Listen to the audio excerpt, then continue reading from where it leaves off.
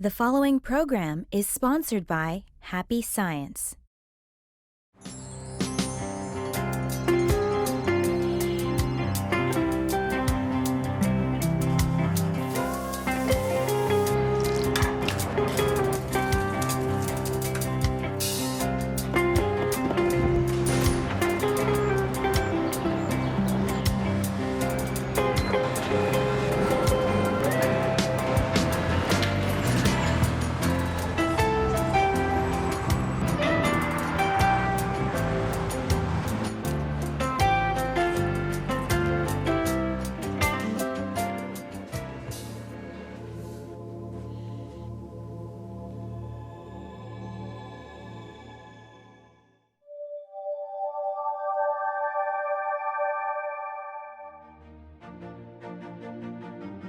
Hello, and thank you for accepting our invitation to happiness. Ryuho Okawa is known as a global visionary because of his deep spiritual insight and commitment to guide the world to a brighter future. To accomplish this, he founded Happy Science Group in 1986, which is now a global movement in over 100 countries. His vision and message to the world goes beyond the differences of race and language, empowering people with love. Together, in this 8th series program, we will explore practical ways on how you can be happy and how you can take part in creating happiness as a society. Thinking about the future can fill us with anxiety or fill us with hope and joy. A lot of us might even be concerned about the future of humanity. Fate and destiny has always been quite a mysterious topic. But what if the truth of fate and destiny was that it isn't set in stone? What if your future was completely yours to build? And that the key to building it was to hold on to hopes and aspirations for the future? But first, let's go to the streets of New York and ask the question, what are your aspirations in life? And what are you doing to achieve them? I guess it kind of ties in with the first question. My aspiration in life is I just really want to maximize myself to my full potential. I really want to do everything that I can to reach my goals, whether it be my career goals or whether it be to touch people some way. I want to create some sort of change. I want the world. I want to create an impact, and I want, even if it's one person, to feel that. My aspiration in life is to be the best me possible and to help people. At the moment, to achieve that, I am helping people, and anybody I can help, I do. I've been in certain situations where I know how people feel, and if anyone needs help and they're down on luck, I'm down to help them. Oh, aspiration, I'm an artist. I always do things, artistically. And my aspiration is to die young as late as possible. How about you? Do you have aspirations? Today, we'll explore what you need in order to build your future. Let's begin with Okawa's lecture. When I think back to my younger years, I am reminded of the tough times I had in New York City, where I used to work for a general trading company.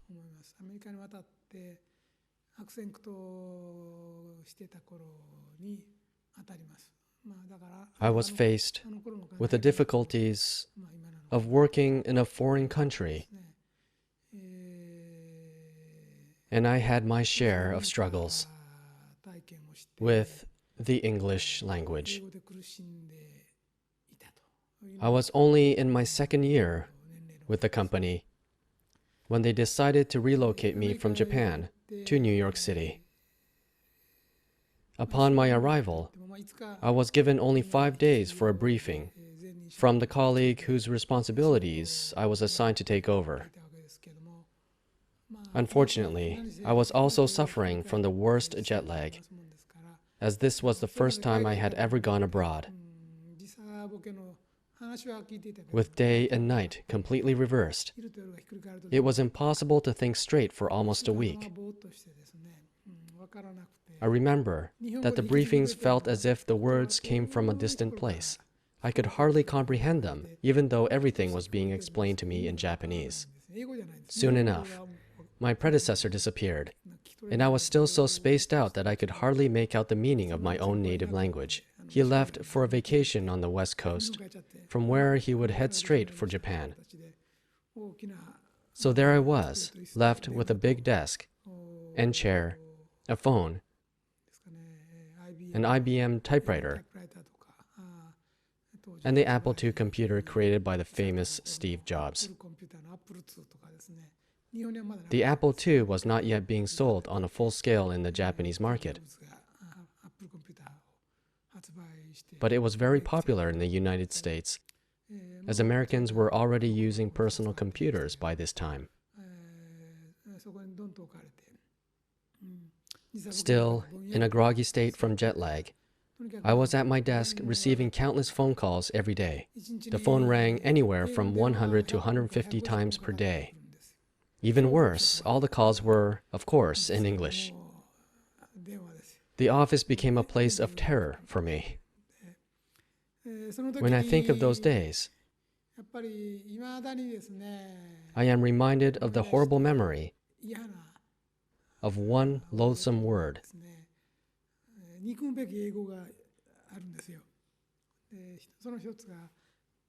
Callers would often say to me, "Pardon?" or "I beg your pardon?" In short, they had a difficult time understanding my English, that they were asking me to repeat myself. Being asked 3 times was enough to make me feel completely discouraged about my English skills. My English was obviously unintelligible to a native speaker. Pardon was not the only word that disheartened me. I also struggled with being asked, "Is there anyone who can speak English?" Obviously, they were requesting to speak with someone else who could speak English better than I could. But when I looked around, all Japanese colleagues who spoke fluent English were engaged in other calls, and all the American employees were equally busy taking their own calls.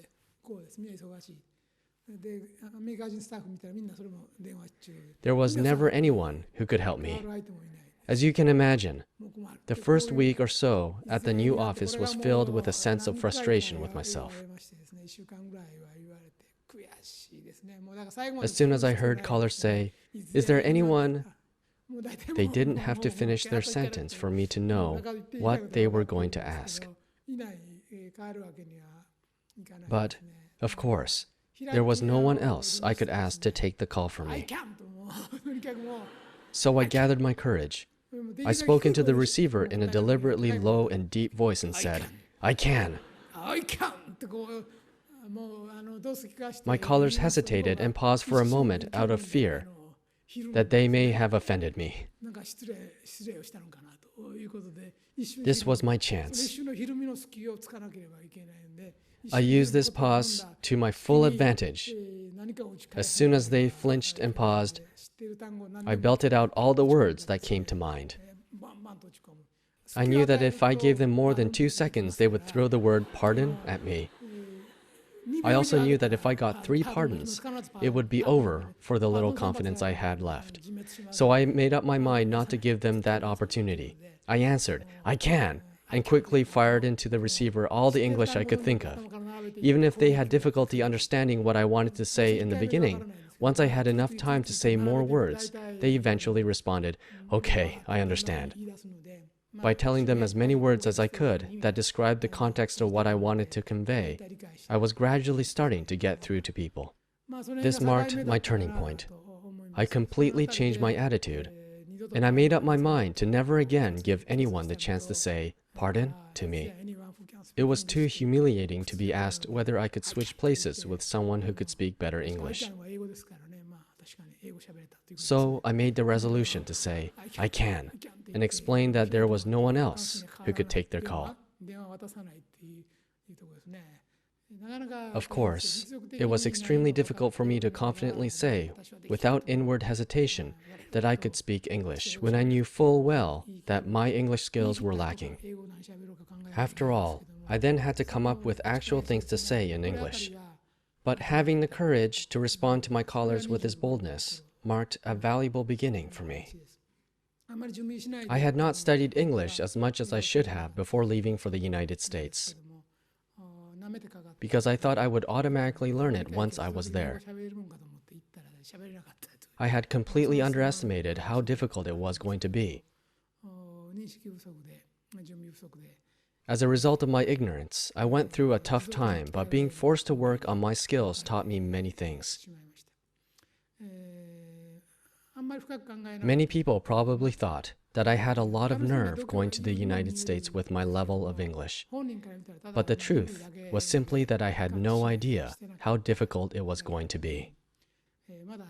It had not completely dawned on me at the time that the best of the best from all over the world, as well as all over America, were sent to Wall Street, the site of the New York Stock Exchange in Lower Manhattan. My company had decided to send me there to compete with these top American business people. But I was not yet fully aware of the magnitude of the expectations set upon me.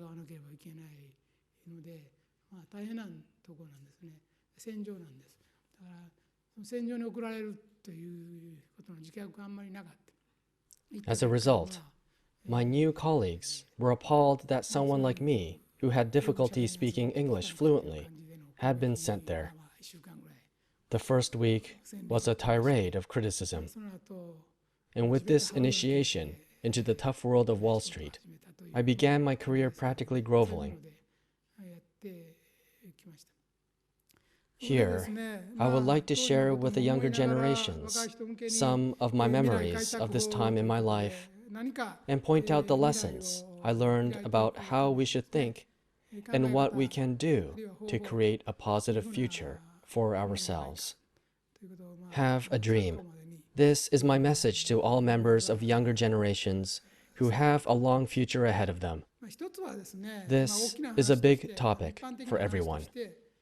You cannot possibly create a bright future for yourself without a dream to pursue.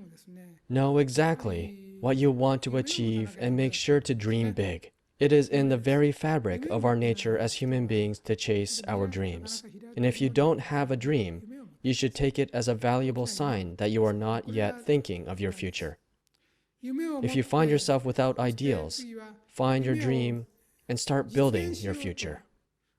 The next step is to start making an effort to make your dream come true. You need to have a dream in the first place, but you also need to make sure that you work on making it a reality. Don't be just a dreamer, waiting for the dream to come to you.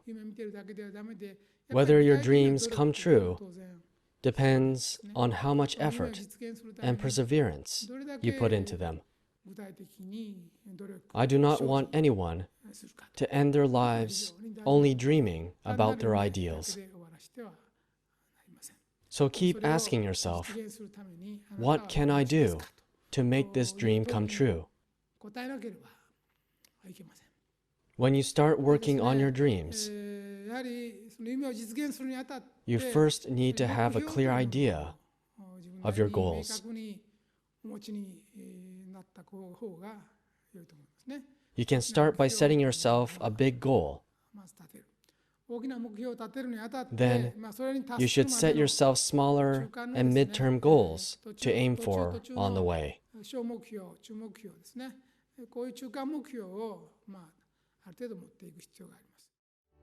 After graduating from Tokyo University, Okawa started working at a trading company and worked at the company's New York office in the World Trade Center building in the 80s. As you saw, by having a dream and making the effort to realize that dream is all it takes to build your future. Furthermore, what is important is for you to set a big goal and then set small and midterm goals as stepping stones to achieve it. The second half contains parts of a lecture given in 2008 when Okawa revisited New York. As you think about your dreams, make real efforts to make them come true. I have found one common denominator in everyone who has achieved success, and this common denominator is unrelenting persistence. All successful people have made effort upon effort and have kept persevering in pursuit of their dreams. It is not about making an effort just once. Success is found in never giving up, in persevering towards your dreams one step at a time. There are no exceptions to this law of success. Luck may bring you one-time successes like winning the lottery or winning a bet, but this kind of success is fleeting.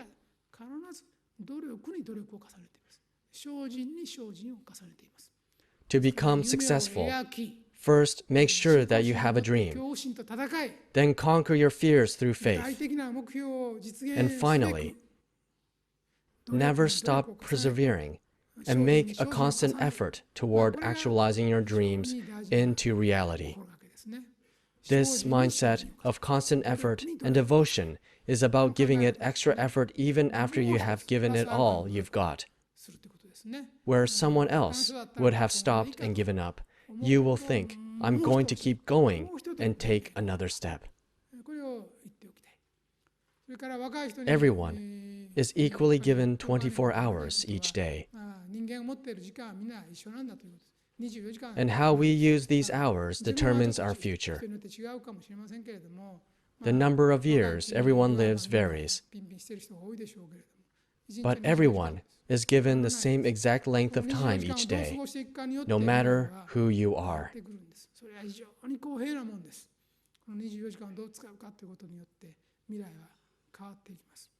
So how should we use our 24 hours to find success?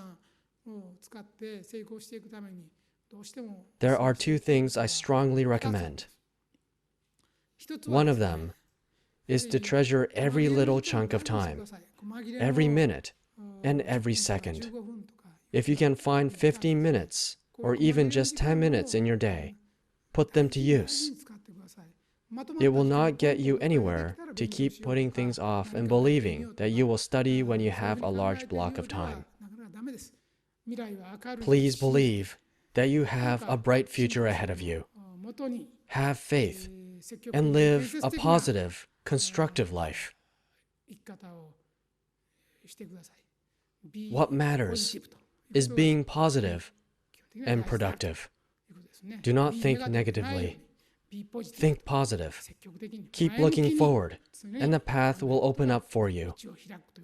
This is a recipe not only for individual success, but also for a new, brighter future for our entire civilization.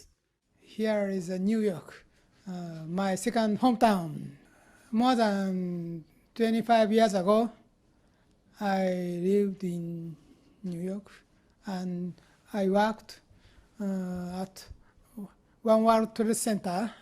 Behind my desk, there could see the Statue of Liberty. And it's my younger days. New York was a key to success for me. Today's lecture is on the way to success. So I'll teach some essences about the success. New York is, of course, the number one city, largest city of the world. But you must be strong. To succeed in your life, firstly, you need a burning desire to realize your dream. It's very important. The start point is burning desire. So, burning desire to become great, or to become rich, or to get higher position, or to get more influence, or to serve more people. It's very important. It's a sacred desire is very important. Next, it's love to others. You are needed by other people, many people. Many people need such kind of people person, a person who teach them, who help them, and who take care of them. Such kind of person or people are required now. Just change your mind and think about the happiness of other people. It's the second point. And third point of success is please separate success and happiness. The success is not equal to happiness because success has some kind of shadow in it. When you are focused on success only, you forget something very important. For example, about your family. For example, about your peace of mind. For example, about afterlife. It's a shadow of success. So, as a religion, I must add this point to your success. You must succeed in this life and afterlife. People are easily to deny, to accept the existence of other world, but the existence of other world and the reality that you are not a material body only, you have a soul, you have souls, and you are made from a higher being. You can find real self after your death. This world is just a school of your training, your soul training. Soul is your own real body, and soul seek for peace of mind. That is real happiness. I recommend that you should have calm mind in you and succeed in this world. They need light. Please light up the darkness of the world. I myself will do my best, but I need your help. Please join and work together to light up the darkness of this world. Here in New York, it is a center of the world. So you must be strong. You must be the leader of the world. Let's review the lecture's key points. One trait shared by all successful people is that they work hard. We are all equally given 24 hours. How we use these 24 hours determines our future. Be wise about how you use your small pockets of time, like the time between tasks, traveling to work and school, and free time that pops up during the day. But most importantly, keeping positive will build your future. When you have a burning desire to accomplish your dreams while thinking about the happiness of others, you will succeed. So there you have it. Please try these tips and apply them in your own life. And remember to always dream big. Once again, thank you for accepting our invitation to happiness, and join us next week where we will be exploring the topic, getting rid of negative influences and protecting yourself from spiritual possession. See you next time.